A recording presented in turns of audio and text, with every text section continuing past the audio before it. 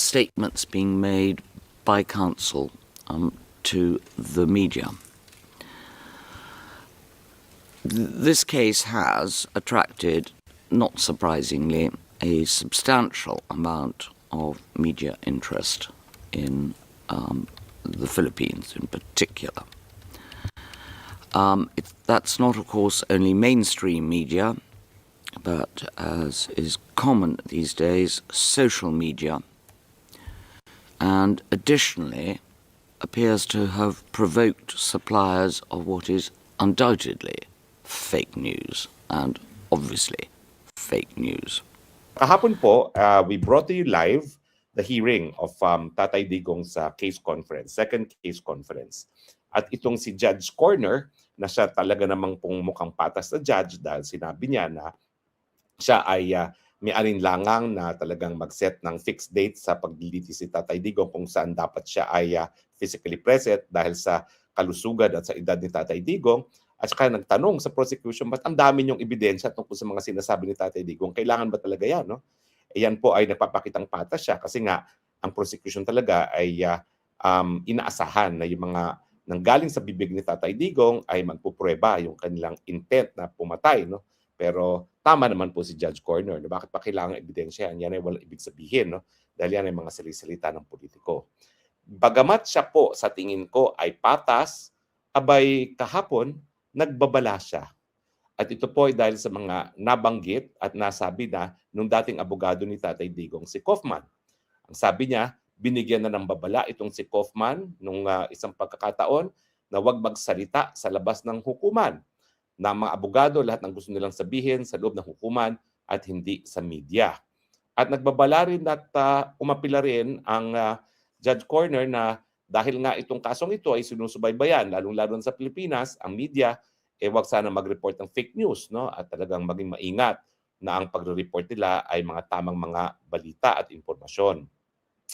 Pero ang sabi nga niya, bagamat nagbigyan na ng babala ang pre-trial chamber dito sa dating abogado ni Tatay Digong na si Kaufman na wag magiging disrespectful o babastusin ng hukuman, may dalawang pagkakataon na nag-interview pa rin si Kaufman kung saan sa tingin ni Judge Corner medyo nabastos ang hukuman. Ang tanong, ano ba yung mga sinabi ni Corner at tama ba na bigyan ng babala ang mga abogado ni Tatay Digong laban sa mga ganito mga pananalita? Well, tinignan ko po yung mga petsa na sinabi ni Judge Corner at etong nakita ko. No? Yung mga interview na sinasabi ni Kaufman, hindi ko po alam kung talagang yan na interview sa media. Meron po kasi siyang paboritong vlogger na kinakausap at ang tingin ko nga, part of the problem is buti sana kung mainstream media yung kinakausap niya. Hindi. Kasi kung mainstream media, kahit papaano makakasagot siya ng mga tanong na galing sa media para nga mapakita ko ano talaga yung mga katotohanan na gustong iparating ni Kaufman. Pero sa vlogger siya nakikipag-usap. No? Hindi ko pong alam kung itong mga tinutukoy ni Judge Corner ay kabahagi ng interview niya sa isang vlogger. Pero nangyayari nga po dito, hindi natin alam kung talagang nagkakaroon ng interview kasi lumalabas na lang transcript na di umano ay nagkaroon sila ng interview with the vlogger pero sa tingin ko yan po ay prepared Q&A na. Ano ba yung mga sinabi ni Kaufman na naging dahilan kung bakit nagbabala itong si Judge Corner na sa tingin ko ay patas? No? Well, ito po yung mga nabanggit ni Kaufman matapos mabasura ang, hindi mabasura, matapos ma-confirm ang mga charges kay Tatay Digong, ibig sabihin tutuloy po sa paglilitis na nangyayari ngayon. Yung unang sinabi niya, ang sinabi niya ay yung desisyon ng pre-trial chamber confirming the charges, bagamat meron tayong objection nga sa jurisdiction dahil tayo po'y umalis na ng ICC at nagsimula ang yung leave para magkaroon ng preliminary investigations sa pangalawang taon ng pagkakaalis natin bilang miyembro, ay yan po dapat sana ay naging dahilan para nga mawalan na ng jurisdiction ng hukuman, pero hindi po yan ang naging desisyon ng pre-trial chamber na kinonfirm ng appellate chamber na meron pang jurisdiction ang ICC. No? So yan yung tinawag ni Kaufman na illegal. Pangalawa, sinabi rin niya na kaya nagkaroon ng ganitong desisyon ay dahil pinaglalaban ngayon ng ICC yung kanyang buhay. Sinasabi niya na yung si Tatay Digong daw ay talagang existential question, no, para sa ICC dahil kung wala si Tatay Digong, baka mawalan na ng saysay at dahilan para kinakailangan pa magkaroon ng ICC. Pangatlo, sinasabi nila na big catch itong sa ICC, kaya ayaw nilang bitawan ng kaso miski sa tingin niya wala na talagang jurisdiction. At pang-apat ay ang motivasyon daw ng hukuman para ituloy ang kaso kay Tatay Digong ay dahil kinakailangan nga nila na maging significant pa ang hukuman, no? Sa kabila ng kabi-kabilang mga pagbabanat sa hukuman na nanggagaling sa Amerika, sa Russia at Israel, no, na kinakailangan talagang mabuwag na ang hukuman. Well, unang-unang addressin ko muna, tama ba si Kaufman? Well, alam niyo naman yan, si Kaufman had nothing good to say about me. Pero ako po'y Kristiyano. Ako po'y mas matagal na nagpa-practice kaysa kay Kaufman. So I take these statements by fellow lawyers in stride. Baliwala po sa akin yan. Sa akin, totoo naman po ang sinasabi ni Kaufman. Totoo naman po yan dahil nasabi ko rin yan. In fact, isa sa tingin kong naging dahilan kaya hindi kami magkasundo ni Kaufman, ayaw niya ako nagsasalita dahil sinasabi ko exact same things na sasabihin niya. Ayaw niya na maunahan siyang sabihin ng mga sasabihin ko. Well, yan po ang naging problema ni Kaufman. Kasi siya abogado sa kaso, ako hindi. Ako, pwede akong magsalita at wala akong pananagutan dahil hindi naman ako humaharap sa hukuman. Pero siya humaharap sa hukuman, so magkakaroon siya ng pananagutan. Pero maski ako po ay linapastanganan ni Kaufman sa kanyang mga pananalita, at ako naman po talaga, never naman ako nagsabi ng masama sa kanya, sasabihin ko po, tama naman po ang mga sinasabi ni Kaufman. Totoo naman po na ang basa ko sa Rome Statute ay talagang wala ng jurisdiksyon ng hukuman. Kasi voluntaryo ang pagiging member ng ICC at dahil po dyan, wala naman tayong obligasyon na till kingdom come, hindi tayo po pwede umalis. At pag tayo umalis naman, hindi naman po pwedeng till kingdom come, may obligasyon tayo makipagtulungan. Kaya nga po binalanse ng Rome Statute yung karapatan ng mga bansa na umalis at karapatan ng hukuman na ipagtuloy ang mga proseso na nasimulan na. Ang balanse ay kinakailangan hingin or i-trigger ang jurisdiction ng hukuman sa pamamagitan ng paghingi ng abiso magpatuloy sa preliminary investigation sa loob ng 1 taon lamang matapos magbitiw ang isang bansa. So, on point 1, totoo po, I agree with Kaufman, illegal. Pangalawa, totoo ba na big fish si Tatay Digong? Totoo po. Kasi mga tinrail ang mga nahusgahan na at na-try na ng ICC, abiso po sa mga African countries, iyan naman po galing sa mga bansa ng Africa na karamihan dun sa mga bansa na yan ay mga failed states. So, tanggapin na po natin yan, no? Na talagang bagong-bago ang demokrasya sa Africa at talagang iba talaga ang kanilang mga institusyon dun sa mga lugar na yan. At in fact, kaya nga nagkaroon ng ICC dahil hindi na gumagana talaga ang mga hukuman doon sa mga lugar na yan or talagang hindi nila pinapatawan ng parusa yung mga dapat kasuhan dahil sila ay mga makapangyarihan. So, totoo naman po yan. Ito yung kauna-unahang pagkakataon na meron tayong isang nasasakdal na galing sa isang bansa na gaya ng Pilipinas na merong mature legal system. Bakit ko sinasabing mature? Aba, tignan ninyo. Bukod sa writ of habeas corpus na ang intensyon ay pangalagaan ng karapatan ng kalayaan, meron pang writ of habeas data, meron pang writ of amparo. At talaga namang may decision pa ang Korte Suprema na kinakailangan ang mga kaso ng patayan ay talagang imbestigahan ng hukuman hanggang magkaroon ng resulta. Yan po ay desisyon ng ating Korte Suprema, no? So sa akin, big fish siya kasi una-una presidente siya ng isang napakalaking bansa, 110 million, na merong established legal system at siyempre kauna-unahang republika sa buong Asya. So hindi po tayo parang African state na bago pa lamang na walang hukuman, tayo ay talagang kinikilala na mature legal system at siyempre dahil tayo nga kauna-unahang republika sa Asia, tayo ay kinikilala bilang isang mature na political entity. So big fish talaga si Tatay Digong at totoo, I agree with him again na talagang yan ang dahilan kung bakit nagpilitan sila na ipagpatuloy ang kaso lamang kay Tatay Digong. At siyempre yung sinasabi niya na yung pagpatuloy na paglilitis kay Tatay Digong, para nga magkaroon pa ng silbi ang ICC. Dahil otherwise, wala naman sila ibang kaso dahil wala naman sila ibang mga nasasakdal na hawak sa ngayon. Totoo, kinasuhan nila si Netanyahu ng Israel, si Putin ng Russia, pero mahuhuli pa nila. Ang kaya lang naman nila nahuli si Tatay Digong dahil talagang si Marcos Jr. mismo nang kidnap at dinala kay Tatay Digong, isang issue na dapat talaga sagutin pa rin ng ICC. No? Kung nais nilang magkaroon ng tiwala ang mga mamamayan ng mundo sa kanila, kinakailangan adresin yung legalidad ng pagpapadala kay Tatay Digong sa dahig. Yan po yung tinatawag na abuse of process. Dahil pag hindi nila binigyan ng kasagutan yan, baka mawalan ng tiwala ang buong daigdig sa institusyon ng ICC. Suma total, maski ako po'y tinawag, ang aking idea ay tinawag ni Kaufman na crazy idea, I agree with him po 100%. Pero ano pong diferensya? Gaya na aking sinabi, hindi po ako abogado. I have complete freedom of speech. In fact, ako po, dahil mahigit almost 20 years po ako nagturo sa College of Law ng UP at iba pang law schools sa Amerika, sa Singapore, talagang trabaho po yan ng mga legal academics. Pulaan ang mga desisyon. Pero ang pagpupula po, may mga pamamaraan. Dahil kami po ay academics, ginagawa po namin yan sa mga artikulo. Ginagawa po namin yan sa mga legal journals at sa aming mga lectures, whether be it MCLE or sa classroom. No? Now, pwede ba kaming magbigay ng public statement sa in public? Pwede. Pero syempre, kinakailangan ang kritisismo namin magalang pa rin sa hukuman. Bakit? Kasi bilang officers of the court, obligasyon namin na pangalagaan yung tiwala ng taong bayan sa mga hukuman. Dahil kapag nawala yung ganyang tiwala, bakit pa sila pupunta sa korte? Yung katarungan na hihingin nila, gagamitin na lang nila sa kanilang dalawang mga kamay. Law of the jungle ang magresulta.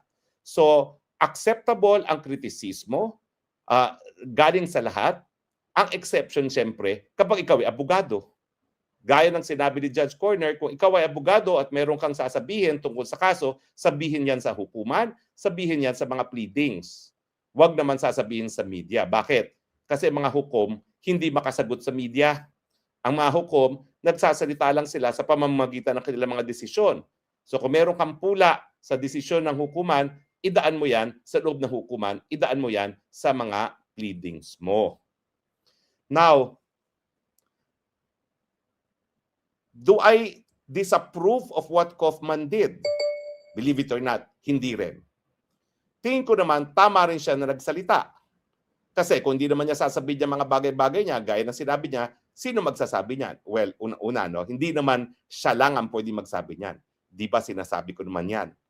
And modesty aside, ito naman pong ating website, hundreds of millions ang nararating, malakas-lakas naman po ang boses natin.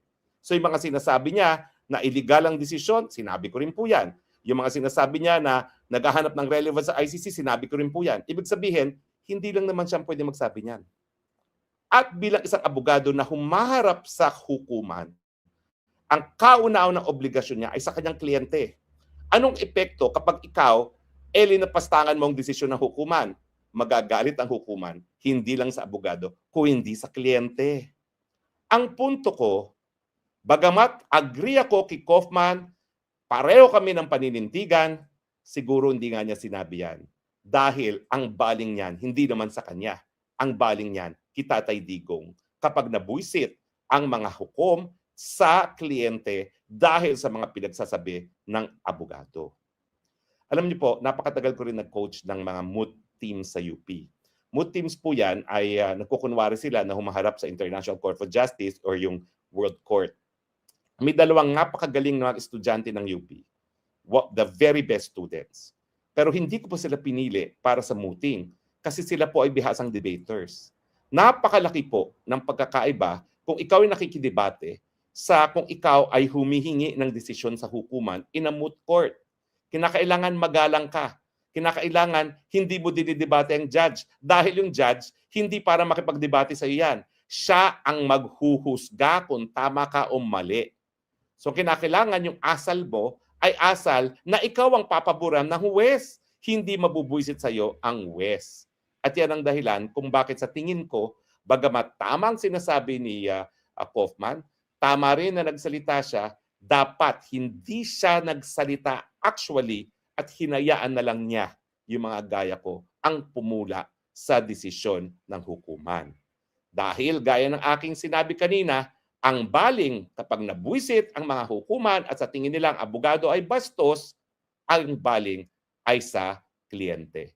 At dito, ang baling ay kay Tatay Digong. Kaya tuloy, hindi ko maisip kung merong kinalaman yung kabusitan ng mga judges kay Kaufman sa katunayan na walang napagbigyan motion si Tatay Digong.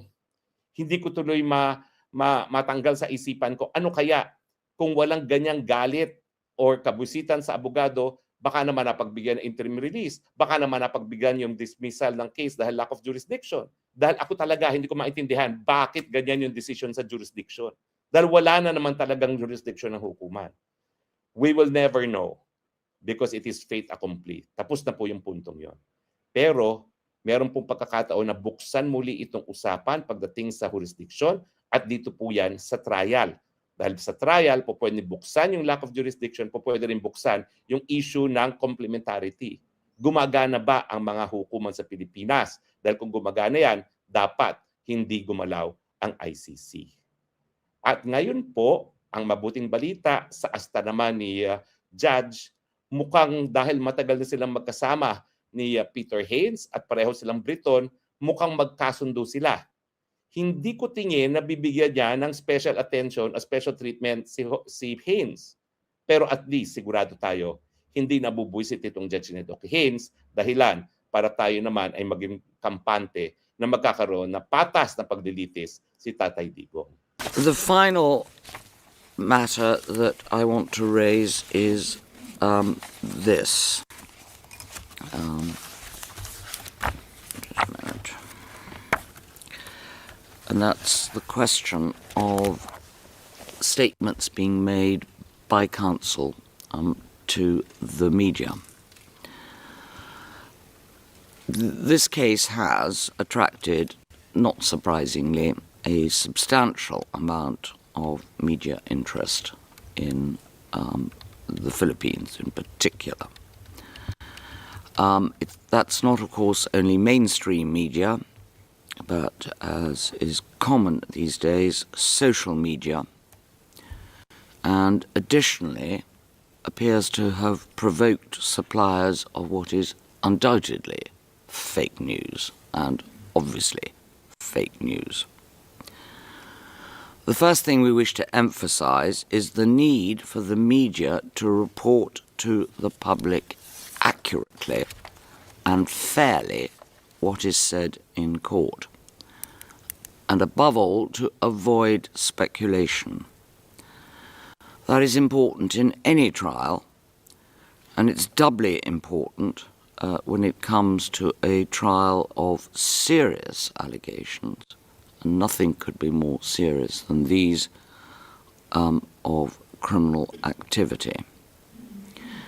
Can I just issue a reminder to the media that anything which is said in private session may not be reported. Part of the reporting of the earlier proceedings in this case was not assisted by comments made by previous defense counsel Nicholas Kaufman to the media. On the 3rd of October of last year, the pretrial chamber issued a reminder to him to remember that he had a professional duty to be respectful and courteous to the chamber. Regrettably, that reminder had no effect. On the 26th of April of this year, after the appeals chamber had made its decision on jurisdiction, Kaufman gave at least 2 interviews commenting on the decision. Some of those comments were his personal view of legal decisions made by the court as a whole, and were on any showing wholly inappropriate. The more so when made by counsel in the case. In the light of this previous history, this trial chamber feels it incumbent to repeat the reminder or warning to all counsel in the case, for the reasons that I have already expressed as to the importance of this trial. We see no reason why counsel should feel it necessary to make any comment to the media. The appropriate forum for counsel to raise matters is in the courtroom. Trials are not conducted by the court of public opinion, but by this court during the course of the proceedings. We should add finally that we are somewhat surprised to see that other than the catch-all type provisions which are contained in the Defence Code of Conduct, namely Articles 5, 7 and 24, no guidance on the topic of media comment is offered to counsel in any of the codes, in fact, those including for the prosecution. But of course it's particularly applicable to the Code for Defence Counsel. And we feel that this is a lacuna which should be rectified sooner rather than later.